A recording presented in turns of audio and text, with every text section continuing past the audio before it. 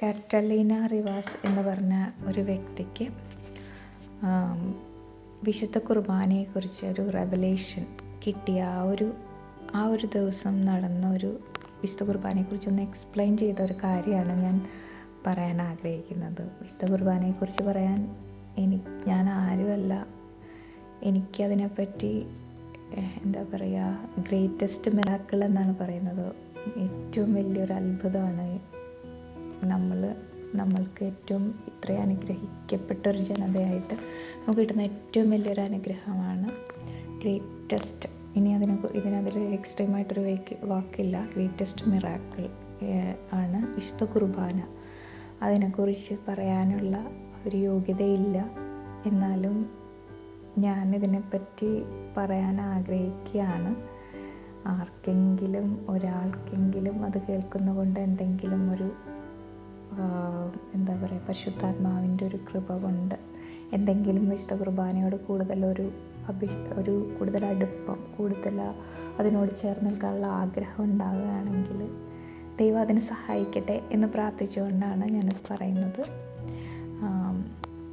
അതായത് കാറ്റലീന റിവാസിന് ഒരു ദിവസം വിശുദ്ധ കുർബാനയിൽ കിട്ടിയ ഒരു റെവലേഷൻ, അവൾക്ക് കിട്ടിയ ഒരു വെളിപ്പെടുത്തലാണ്. അതിനെക്കുറിച്ചാണ് ഞാൻ പറയുന്നത്. അതായത് കാറ്റലീന റിവാസ് ഒരു ദിവസം വിശുദ്ധ കുർബാന അറ്റൻഡ് ചെയ്യാനായിട്ട് പോവുകയാണ്. അപ്പോൾ ലാസ്റ്റ് മിനിറ്റ് റഷ് ചെയ്താണ് പുള്ളിക്കാരി പോകുന്നത്. അപ്പോൾ അവിടെ ചെന്ന് ജസ്റ്റ് കുർബാനയ്ക്ക് കയറി കഴിയുമ്പോഴും അന്ന് എന്തോ ഒരു പ്രത്യേകത തോന്നുകയാണ്. അപ്പോൾ കഴിഞ്ഞപ്പോൾ എന്താണെന്ന് വെച്ചാൽ പരിശുദ്ധ അമ്മയെ അവിടെ വെച്ച് കാണുകയാണ്. പരിശുദ്ധ അമ്മ അന്ന് പറയുകയാണ് അവളോട്, ഇന്ന് നിനക്കൊരു ലേണിംഗ് എക്സ്പീരിയൻസ്, ഇന്ന് നിന്നെ കുറച്ച് കാര്യങ്ങൾ ഞാൻ പഠിപ്പിക്കാൻ ആഗ്രഹിക്കുകയാണ് എന്ന് പറഞ്ഞിട്ടാണ് തുടങ്ങുന്നത്. അതായത് ഇത് പറയുന്നത് കൊണ്ട് കാറ്റലീന റിവാസിനോട് പറഞ്ഞൊരു കാര്യം ഇത് നിനക്ക് വേണ്ടി മാത്രം ഉള്ളതല്ല, ലോകത്തോട് ഷെയർ ചെയ്യാനുള്ളതാണെന്നാണ് പറഞ്ഞത്. അപ്പം ആ ഒരു എക്സ്പീരിയൻസ് കാറ്റലീന റിവാസ് ഷെയർ ചെയ്തത് ഞാൻ നിങ്ങളോട് പറയുകയാണ്. അപ്പം അതായത് നമ്മൾ ആദ്യം പെനിറ്റൻഷ്യൽ റൈറ്റ് എന്ന് പറയുന്ന, അതായത് ആ സമയത്ത് നമ്മൾ I confess to you almighty God എന്ന് പറയുന്ന ഒരു സമയം നമ്മളെപ്പോഴും ഒരു ഹൃദയത്തിൽ നിന്ന് ഒരു പ്രാർത്ഥന ചെയ്യുന്നുണ്ട്.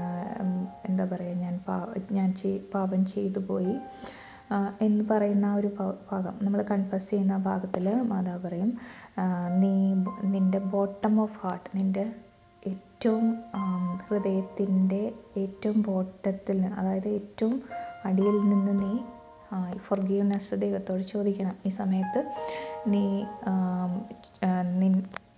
നിൻ്റെ ക്ഷമ ചോദിക്കണം എന്ന് പറയുമ്പോൾ ഇവൾ പറയും, ഞാൻ ഇന്നലെ കുമ്പസാരിച്ചതാണ്, അതുകൊണ്ട് ഞാനിനി എന്ത് പാപമാണ് എന്ന് ചോദിക്കുകയാണ് മാതാവിനോട്. അപ്പോൾ മാതാവ് പറയും, ഞാൻ നിന്നെ റിമൈൻഡ് ചെയ്യണം കാര്യങ്ങൾ. നീ ഇന്നലെ രാത്രി കുമ്പസാരത്തിന് ശേഷം നീ ഇതുവരെ ദൈവത്തിനെ ഒഫൻഡ് ചെയ്തിട്ടില്ല, നിനക്ക് ഉറപ്പാണോ എന്ന് ചോദിച്ചിട്ട് മാതാവ് രണ്ടു കാര്യങ്ങൾ ഇങ്ങനെ പറയുകയാണ്. അതായത് ഇവൾ റഷ് ചെയ്ത് പള്ളിയിലേക്ക് വരുന്ന സമയത്ത് ഒരു കുട്ടി എന്തോ ചോദിക്കും. അപ്പോൾ കുട്ടിയെ ഇവൾ ശ്രദ്ധിക്കുക പോലുമില്ല, എന്താണെന്ന് ശ്രദ്ധിക്കാണ്ട് കുർബാനയ്ക്ക് വേണ്ടി ഓടുകയാണ്.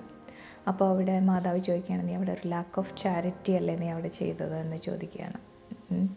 അപ്പം പിന്നെ പറയുന്നുണ്ട്, വണ്ടിയിൽ വരുമ്പോൾ പെട്ടെന്ന് പുറകെ വരുന്ന ഒരാൾ വണ്ടിയിൽ ചെറുതായിട്ട് ഇങ്ങനെ ഇടിക്കാൻ പോകുമ്പോൾ അവൾ പെട്ടെന്ന് അയാളെ മനസ്സുകൊണ്ട് വഴക്ക് പറയുന്നുണ്ട്. അതുപോലെ അപ്പം മാതാവ് പറയുന്ന, ആ സമയത്ത് നീ അയാൾക്ക് വേണ്ടി പ്രാർത്ഥിക്കേണ്ട. അപ്പോൾ ആ മനുഷ്യന് നിൻ്റെ ഉള്ളിൽ ദേഷ്യപ്പെടുകയൊക്കെ ചെയ്ത ആ ഒരു സംഭവം ഇങ്ങനെ റിമൈൻഡ് ചെയ്യിക്കുകയാണ്. അപ്പോൾ കാറ്റലീന പറയും, ഇനി എന്നോടൊന്നും പറയണ്ട, എനിക്കിനി കേൾക്കാനുള്ള ശക്തിയില്ല എന്ന് പറഞ്ഞ് അങ്ങനെ ഒന്നാമത്തെ ആ ഒരു ഇത് കഴിയാണ്. അപ്പം അത് കഴിഞ്ഞിട്ട് പിന്നെ പറയും, നിങ്ങൾ ഒരിക്കലും ലേറ്റായിട്ട് വരരുത്. അതായത് നമ്മൾ ലേറ്റായിട്ട് വന്നാലുള്ളൊരു കുഴപ്പം മാതാവ് പറയുന്ന ഇതാണ്, നമ്മൾ ലേറ്റായിട്ട് വന്നു കഴിയുമ്പോൾ നമ്മൾക്ക് പെട്ടെന്ന് നമ്മൾ ആ വീട്ടിലെ പ്രശ്നങ്ങൾ, നമ്മുടെ എന്താ പറയുക, പല പല പ്രശ്നങ്ങൾ നമുക്കുണ്ട്, വേൾഡിലി ആയിട്ടുള്ള ഒത്തിരി പ്രോബ്ലംസ് ഉണ്ട്, അതെല്ലാം കൊണ്ടാണ് വരുന്നത്. പക്ഷേ അതേസമയം നമ്മൾ വന്നിട്ട് ഒരു നേരത്തെ വരികയാണെങ്കിൽ നമുക്ക് പരിശുദ്ധാത്മാവിനോട് നമ്മൾ പ്രാർത്ഥിക്കണം. നമ്മൾ ക്ലെൻസ് ചെയ്യാൻ, നമ്മുടെ പ്രോബ്ലംസിനെല്ലാം വിശുദ്ധീകരിച്ച് നമ്മുടെ പ്രോബ്ലംസിനെല്ലാം കഴുകിക്കളഞ്ഞ് നമ്മുടെ ഹൃദയത്തിലേക്ക് സമാധാനം നിറയ്ക്കാൻ വേണ്ടി നമ്മൾ പ്രാർത്ഥിച്ച് ഒരുങ്ങുകയാണെങ്കിൽ നമ്മൾക്ക് കുർബാനയിൽ ഈ പ്രശ്നങ്ങളൊന്നും നമ്മുടെ തലയിലേക്ക് വരില്ല. അപ്പോൾ ഉണ്ടാകുന്നൊരു കാര്യം എന്താണെന്ന് വെച്ചാൽ, അല്ലെങ്കിൽ നമ്മളൊരു സാധാരണ ഒരു നാടകം കാണുന്ന പോലെ, ഒരു സിനിമ കാണുന്ന പോലെയൊക്കെ കുർബാന കണ്ട് തിരിച്ചു പോകും. അതിലൊരു വ്യത്യാസം. അതുകൊണ്ട് ലാസ്റ്റ് മിനിറ്റിൽ ഒരിക്കലും വിശുദ്ധ കുർബാനയ്ക്ക് കടന്നു വരരുത് എന്ന് മാതാവ് ആ സമയത്ത് പറയുകയാണ്. അത് കഴിഞ്ഞിട്ട് ഗ്ലോറിയ പറയുകയാണ്. അതായത് ഗ്ലോറിയയുടെ സമയത്ത് പെട്ടെന്ന് ഈശോയെ ഇവൾക്ക് ഇങ്ങനെ കാണാൻ പറ്റുകയാണ്. ഈശോ അവിടെ നിൽക്കുന്നതായത് ഭയങ്കര ഒരു എന്താ പറയുക, മെജസ്റ്റിക് പ്രസൻസ്, അതായത് ആ രാജാവ് നിൽക്കുന്ന ആ ഒരു ഫീലിങ്ങിൽ ഈശോ അവിടെ നിൽക്കുന്നതായിട്ട് ഇവൾക്ക് ഫീൽ ചെയ്യുകയാണ് ആ സമയത്ത്. അപ്പം ആ സമയത്ത് ഇവളിങ്ങനെ ചോദിക്കുന്നുണ്ട്, എൻ്റെ എല്ലാ പാപങ്ങളിൽ നിന്ന് എന്നെ മോചിപ്പിക്കണേ, എൻ്റെ ഹൃദയം നിന്നിലേക്ക് ചേർന്നിരിക്കുകയാണെന്നെല്ലാം പറയുന്നുണ്ട് കറ്റാലിന റിവാസ്. അത് കഴിഞ്ഞിട്ട് റീഡിങ്ങിൻ്റെ സമയമായി. അപ്പോൾ റീഡിങ്ങിൻ്റെ സമയമായി കഴിഞ്ഞപ്പോൾ മാതാവ് പറയുന്നുണ്ട്, വളരെ ശ്രദ്ധിച്ച് റീഡിങ് കേൾക്കണം. എന്താണെന്ന് വെച്ചാൽ ചിലപ്പോൾ ഒരു വേർഡ് ഓഫ് ഗോഡ് ആയിരിക്കും, ഒരു വചനമായിരിക്കും നിന്നെ സ്ട്രൈക്ക് ചെയ്യുന്നത്. അത് ചിലപ്പോൾ ഒരു ദിവസം മുഴുവൻ നീ ക്യാരി ചെയ്യും, അല്ലെങ്കിൽ ലോങ് ലൈഫിൽ നീ അത് ക്യാരി ചെയ്യും. അത് നീ ഇങ്ങനെ നിൻ്റെ ഹൃദയത്തിൽ സൂക്ഷിക്കും. ചിലപ്പോൾ ഒരു എൻ്റയർ ഗോസ്പലായിരിക്കും നിൻ്റെ ഹൃദയത്തിലേക്ക് വരും. ചിലപ്പോൾ ഒരു വേർഡ് ഓഫ് ഗോഡ് ഒരെണ്ണമായിരിക്കും, അങ്ങനെ എന്തെങ്കിലും ആയിരിക്കും. പക്ഷേ വചനത്തിൻ്റെ പ്രത്യേകത അതിന് അതിൻ്റെ ഒരു ഫലം പുറപ്പെടുവിക്കുക, അത് തിരിച്ചു പോവില്ല. അതുകൊണ്ട് എപ്പോഴും ഭയങ്കര ശ്രദ്ധയോടെ ഈ വചനം ശ്രദ്ധിക്കണമെന്ന് മാതാവ് പറയുകയാണ്.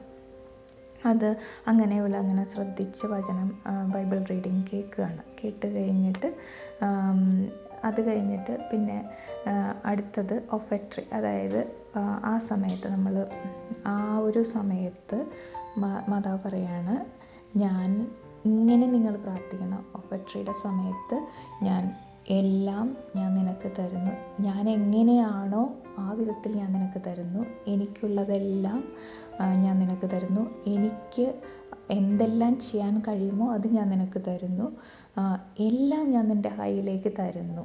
അതിനെ ഞാനൊരു ചെറിയൊരു വസ്തുവാണെന്ന് തിരിച്ചറിഞ്ഞ് അതിനെ ഈശോയുടെ മെറിറ്റ് കൊണ്ട് എന്നെ ട്രാൻസ്ഫോം ചെയ്യണം, എന്നെ രൂപാന്തരപ്പെടുത്തണമേ എന്ന് പ്രാർത്ഥിക്കണം എന്നാണ് അപ്പം മാതാവ് പറയുന്നുണ്ട്. അതുപോലെ നമ്മൾ പെറ്റീഷൻസ് നമ്മളോട് നമ്മുടെ പെറ്റീഷൻസ് എങ്ങനെയാണെന്ന് വെച്ചാൽ, നമ്മുടെ പ്രാർത്ഥനകൾ എങ്ങനെയാണ്, നമ്മുടെ ഫാമിലിക്ക് വേണ്ടിയിട്ട് നമ്മൾ അതായത് സഭയ്ക്ക് വേണ്ടിയിട്ട്, നമ്മൾക്കെതിരെ യുദ്ധം ചെയ്യുന്നവർക്ക് വേണ്ടിയിട്ട്, അതായത് നമ്മൾക്കെതിരെ യുദ്ധം ചെയ്യുക എന്ന് പറഞ്ഞാൽ ഫൈറ്റ് ചെയ്യുന്നുണ്ടല്ലോ, നമ്മൾ ദേഷ്യമുള്ളവർ, നമ്മളോട് അങ്ങനെയുള്ളവരോട് യുദ്ധം ചെയ്യാമെന്ന് ഉദ്ദേശം അങ്ങനെയാണ് കേട്ടോ. നമ്മൾ ഉപദ്രവിക്കുന്നവർ, അങ്ങനെയുള്ളവർക്കെല്ലാം വേണ്ടിയിട്ട് നമ്മൾ പ്രാർത്ഥിക്കണം. അതുപോലെ നമ്മൾ ഏറ്റവും എളിമപ്പെടുത്തേണ്ട ഒരു സമയമാണ് ആ ഫെട്രിയുടെ സമയത്ത്.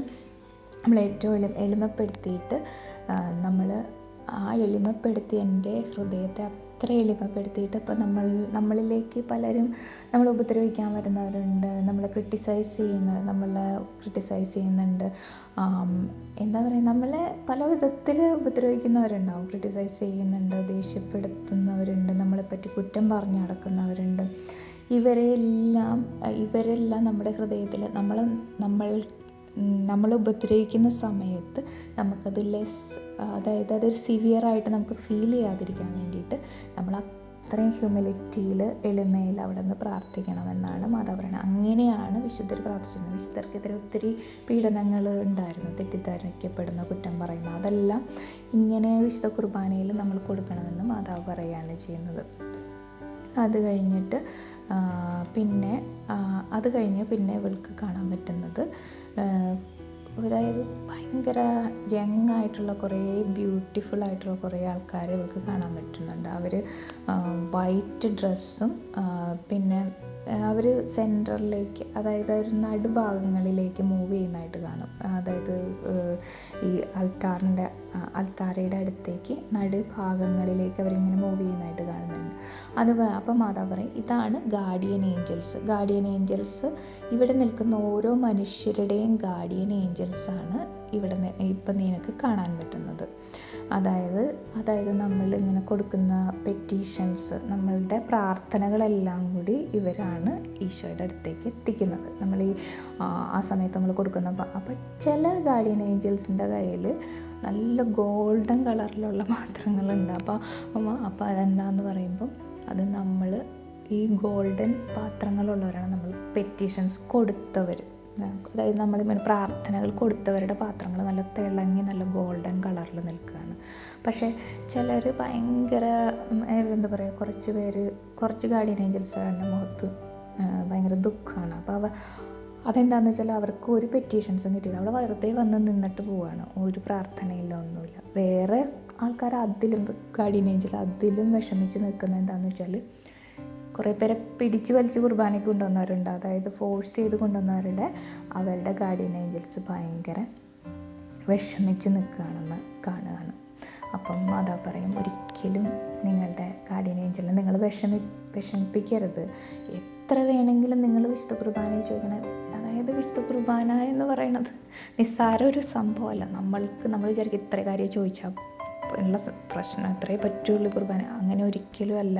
വിശുദ്ധ കുർബാനയിൽ നമുക്ക് മാക്സിമം എന്ത് വേണമെങ്കിലും നമുക്ക് ചോദിക്കാം. എന്ന് വെച്ചാൽ നമ്മളൊരു സെൽഫിഷ് പ്രെയർ അല്ല ഉദ്ദേശിക്കുന്നത്. നമുക്ക് ലോകത്തിൻ്റെ സമാധാനത്തിന് വേണ്ടിയിട്ട്, യുദ്ധങ്ങൾ തീരാൻ വേണ്ടിയിട്ട്, അങ്ങനെ കുറേ കാര്യങ്ങൾ, മറ്റുള്ളവരുടെ കുറേ ആത്മാക്കളുടെ എന്താ പറയുക ശുദ്ധീകരണ സ്ഥലത്ത് ആത്മാക്കൾക്ക് വേണ്ടി, അങ്ങനെ പല പല പ്രാർത്ഥനകളും നമ്മുടെ സെൽഫിഷ് പ്രെയർ അല്ല ഉദ്ദേശിക്കുന്നത്. ലോകത്തിൻ്റെ പലരും നമ്മൾ ഫ്രണ്ട്സ് പ്രെയർ റിക്വസ്റ്റ് ചെയ്തവർ, അവരെയൊക്കെ നമുക്ക് ഓർക്കാം. അങ്ങനെ നമ്മൾ ആ വിശുദ്ധ കുർബാനയിൽ മാക്സിമം നമുക്ക് കൊടുക്കാൻ പറ്റും നമ്മുടെ ഗാർഡിയൻ ഏഞ്ചലിൻ്റെ കയ്യിൽ ആ ഗോൾഡൻ പാത്രത്തിൽ കൊടുത്തു വിടണം എന്നാണ് മാതാവ് പറയുന്നത്. അങ്ങനെയാണ് ആദ്യത്തെ ഒരു ഭാഗം. ഇനി അടുത്ത ഭാഗം ഞാൻ അടുത്ത ഇതിലേക്ക് പറയാം.